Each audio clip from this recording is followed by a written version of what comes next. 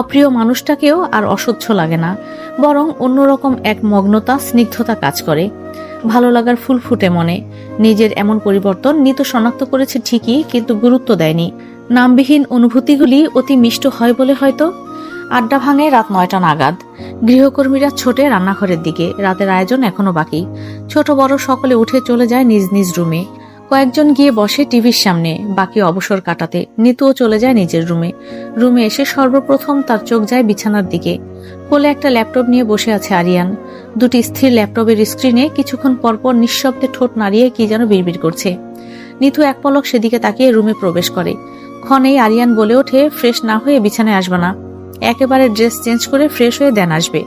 নিতু সচকিত দৃষ্টিতে আরিয়ানের দিকে তাকে জিজ্ঞাসা করে, কেন?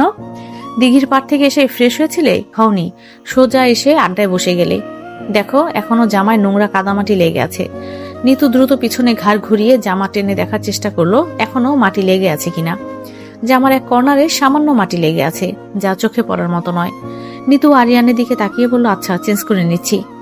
আরিয়ান ল্যাপটপের স্ক্রিনে মনোযোগ দিয়ে বলল, একেবারে শাওয়ার নিয়ে আসবে। নিতু চোখ বড় বড় করে তাকিয়ে বলে, আবার শাওয়ার কেন?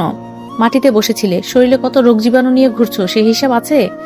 নিতু সরু কণ্ঠে বলে, তাই বলে রাত বিরাতে শাওয়ার নিতে হবে? বাড়াবাড়ি হয়ে যাচ্ছে না?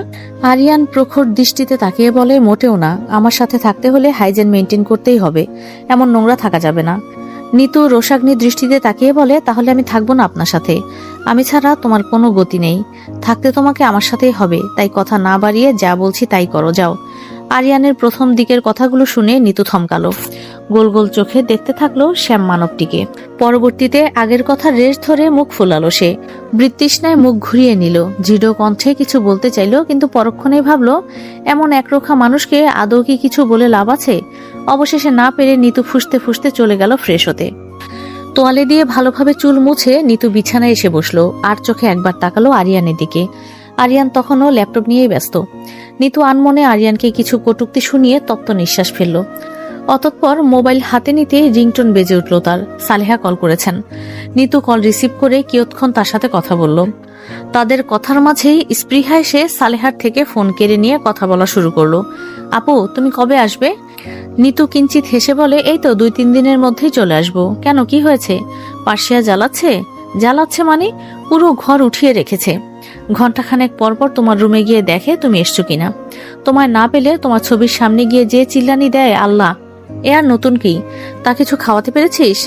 স্পৃহা অবসন্ন কণ্ঠে বলে, প্রথম দিন একেবারেই খাওয়াতে পারিনি, পরের দিন নিজ থেকে এসেই খেয়েছে। শোনো আপু, শ্বশুরবাড়ি যাওয়ার সময় এই আপদটাকে নিয়ে যাবে সাথে করে, ওকে আমি পালতে পারবো না।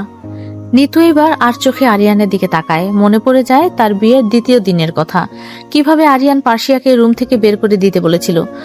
যতটুকু সে বুঝেছে, ইহকালে আরিয়ান পার্সিয়াকে নিজের বাসায় ঢুকতে দিবে না। নিতু দীর্ঘ নিঃশ্বাস ফেলে বলে, দেখা যাক। নিতু আরো কিছুক্ষণ কথা বলে ফোন কেটে দেয়। কিয়ৎক্ষণ পরেই আধারে আকাশ গর্জন করে উঠল। বাতাসের বেগ বাড়ল হু হু করে। বৈশাখী ঝড়ের আবির্ভাব ঘটল ধরণীর বুকে। নিতু এক পলক জানালার বাইরে তাকালো। কাঁচা মাটির সুবাস নিঃশ্বাসে মিশে যেতেই মন প্রফুল্ল চিত্ত হলো। নিতু স্থির চিত্তে এগিয়ে গেল জানালার দিকে। লোহার গরাদের মধ্য দিয়ে হাত বের করে বৃষ্টি ছোঁয়ার চেষ্টা করলো।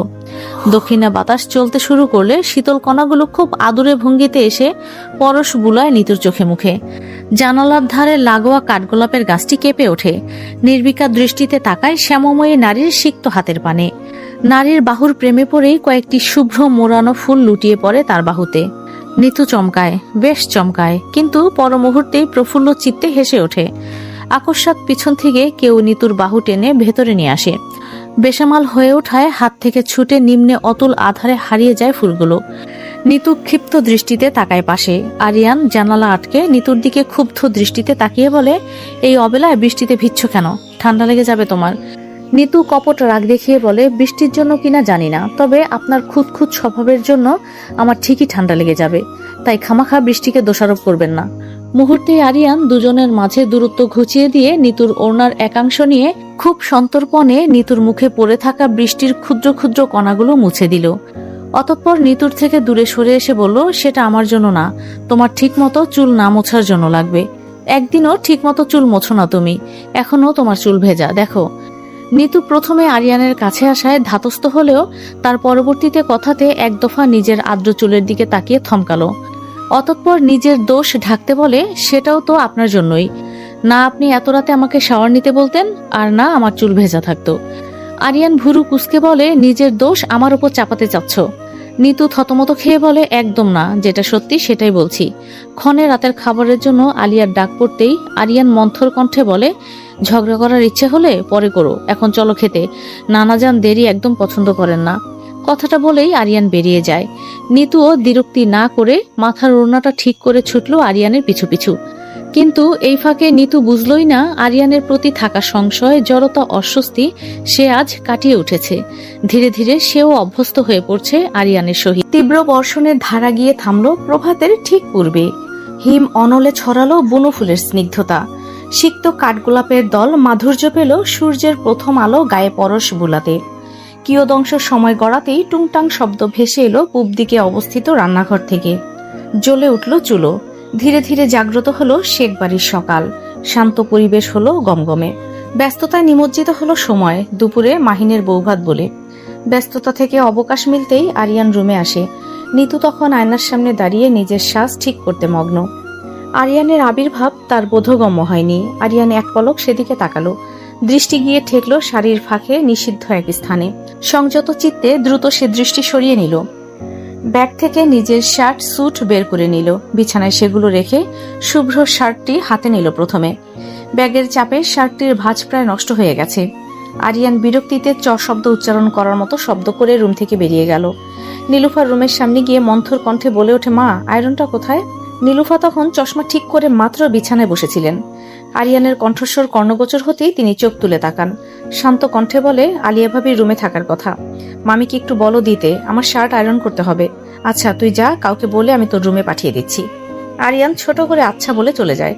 রুমে এসে বসতেই নাহিদ হুড়মুড় করে আরিয়ানের রুমে ঢোকে। উচ্চকিত কণ্ঠে বলে, ভাবি, ফুলের মালাটা সুবর্ণা পাঠিয়েছে তোমার জন্য, নাও। নিতু ফিরে তাকায়, মিষ্টি হেসে বলে, ধন্যবাদ ভাইয়া। নাহিদও প্রত্যুত্তরে মিষ্টি হেসে রজনীগন্ধার মালাটা এগিয়ে দেয় নিতুর নিকটে। নিতু সেটা হাতে নিয়ে ড্রেসিং টেবিলের এক পাশে রেখে দিয়ে পুনরায় নিমগ্ন হলো নিজ কাজে। নাহিদ এক পলক আরিয়ানের দিকে তাকিয়ে ভুরু কুঁচকালো। সন্দিহান কণ্ঠে জিজ্ঞাসা করলো, তুই এভাবে মেয়েদের মতো বসে আছিস কেন? রেডি হবি না? আরিয়ান শান্ত কণ্ঠে বলে, শার্টের আয়রন নষ্ট হয়ে গেছে, শার্ট আয়রন করে রেডি হয়ে যাব।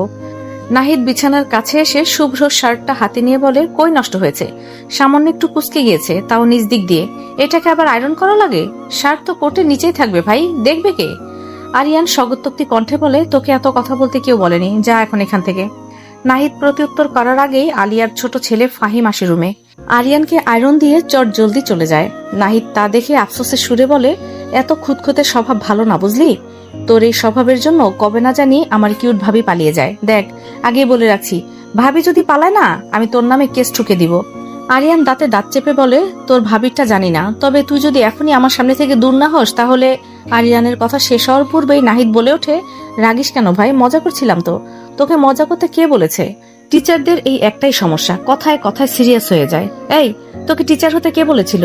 চতুর্থ শ্রেণীর কর্মকর্তা হতে পারলি না? আরিয়ান চড়া গলায় বলে, যাবি তুই? নাহিদ দ্রুত পায়ে দরজার দিকে যেতে যেতে বলে, যাচ্ছি।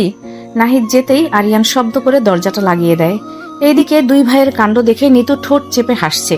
আরিয়ান ঘুরে নিতুর দিকে তাকাতেই নিতু বলে ওঠে, দেন, আমি আয়রন করে দিচ্ছি। দরকার নেই, হাতে লাগিয়ে ফেলবে তুমি, আমি করে নিচ্ছি। নিতু অনর কণ্ঠে বলে, কিচ্ছু হবে না, দেন আমায়, করে দিচ্ছি। আরিয়ান ভরাট কণ্ঠে বলে, নিতু, না করেছি না আমি? আরিয়ানের ভরাট কণ্ঠের পৃষ্ঠে দমে গেল নিতু। হতাশাজনক নিঃশ্বাস ফেলে নিজের কাজ করতে থাকলো। ওয়াশরুম থেকে একবারে তৈরি হয়ে বের হলো আরিয়ান। বিছানার সামনে দাঁড়িয়ে বা হাতের বোতামটা লাগাতে লাগাতে পূর্ণ দৃষ্টিতে তাকালো সামনে। নিতু এক মনে নিজের খোপায় রজনীগন্ধার মালা গাঁথতে ব্যস্ত। অনেকক্ষণ ধরে চেষ্টা করছে হেয়ারপিনের সাহায্যে মালাটা সুন্দরভাবে খোপায় এঁটে দেওয়ার জন্য, কিন্তু বারবার ব্যর্থ হচ্ছে। যতবারই সে ব্যর্থ হচ্ছে ততবারই সে পাতলা ঠোঁট দুটি নাড়িয়ে বিড়বিড় করে উঠছে। আরিয়ান তা দেখে আনমনে হাসল। হাতার বোতাম লাগিয়ে নিঃশব্দে এগিয়ে গেল সেদিকে। নিতুর পেছনে দাঁড়িয়ে বলে, দাও, আমি সাহায্য করছি। নিতু আয়নার মধ্য দিয়েই আরিয়ানের পানে তাকালো। অভিমানী কণ্ঠে বলল, লাগবে না, আমি পারবো করতে। নিতুর অভিমান বুঝতে পেরে আরিয়ান ঠোঁট কামড়ে হাসে। মধ্যবর্তী দূরত্ব ঘুচিয়ে আরিয়ান নিতুর খুব নিকটে এসে দাঁড়ায়। নিতুর হাত থেকে হেয়ারপিনগুলো নিয়ে নেয়। তুমি না বললেই আমায় শুনতে হবে? নিতু প্রত্যুত্তর না করে মাথা নুইয়ে দাঁড়ায়। আরিয়ানের নৈকট্য নিতুর বক্ষ স্পন্দনের গতানুগতিক ধারার ব্যাঘাত ঘটিয়ে বাড়িয়ে দিয়েছে শতগুণ। কণ্ঠনালীতে আটকা পড়েছে কথাগুলো। উত্তর না পেয়ে আরিয়ান পিনগুলোর দিকে তাকিয়ে বলে, এগুলো লাগায় কিভাবে? আরিয়ানের প্রশ্নে নিতু চোখ তুলে তাকায়, জিহ্বা দিয়ে ঠোঁট ভিজিয়ে কোনো মতে শব্দ টেনে বের করে কণ্ঠনালীর মধ্য হতে। বুঝিয়ে দেয় কিভাবে হেয়ার পিনগুলো ব্যবহার করতে হয়। আরিয়ান নির্দেশনাগুলো শুনে বুঝে খুব সন্তর্পণে নিতুর খোপায় মালা চেপে হেয়ার পিনগুলো এঁটে দিতে শুরু করে। মাঝে মধ্যে ইচ্ছাকৃত অনিচ্ছাকৃত ভাবেই আরিয়ানের আঙুল ছুঁয়ে যায় নিতুর গলদেশ কাঁধে। মুহূর্তেই ভেতর থেকে কেঁপে ওঠে নিতু। অজানা ভালো লাগায় আবৃত হয় মন চিত্ত। মালা গাঁথা শেষে আরিয়ান নিতুর কাঁধের কাছে মুকান্তি তপ্ত নিঃশ্বাসের দল আশ্রে পড়ে নিতুর গলদেশে। শাড়ির ওপর দিয়ে আলতো হাতে নিতুর কোমর জড়িয়ে ধরতেই নিতু কেঁপে ওঠে। আয়নার মধ্য দিয়ে বৃহৎ নিষ্পলক দৃষ্টিতে তাকায় আরিয়ানের পানে। আরিয়ান কিঞ্চিত হেসে নিতুকে দ্বিগুণ অবাক করে ওষ্ঠ ছোঁয়ায় তার কাঁধে। মিয়ে যাওয়া কণ্ঠে বলে, কৃষ্ণময়ীর অলংকার লাজুকতায়, অভিমান নয়। কথাটা কর্ণগোচর হতেই নিতু স্থির হয়ে যায়। নিজ সহিতে মেদুর গালে ছড়ায় স্নিগ্ধতা। অভিমানী মন গলে নিরুদ্দেশ হয় আকাশে। এই কথার পর কি আদৌ অভিমান থাকার দুঃসাহসিকতা করে? কিয়ৎক্ষণ পর সরে আসে আরিয়ান। বিছানার ওপর থেকে কোট নিয়ে দরজার দিকে যেতে যেতে বলে, তাড়াতাড়ি এসো, বাইরে অপেক্ষা করছি আমি। চারদিকের কোলাহলে নিতুর মাথা ধরে আসতেই নীরব এক জায়গায় খুঁজে চেয়ার টেনে বসে পড়ে। তপ্ত নিঃশ্বাস ফেলে শাড়ির কুচি ঠিক করে নেয়। অতঃপর পার্স ব্যাগ থেকে মুঠোফোন বের করে ফেসবুক স্ক্রল করতে থাকে। বেশ কিছুক্ষণ এইভাবেই চলে যেতেই আকস্মাৎ নিতুর ফোন বেজে ওঠে।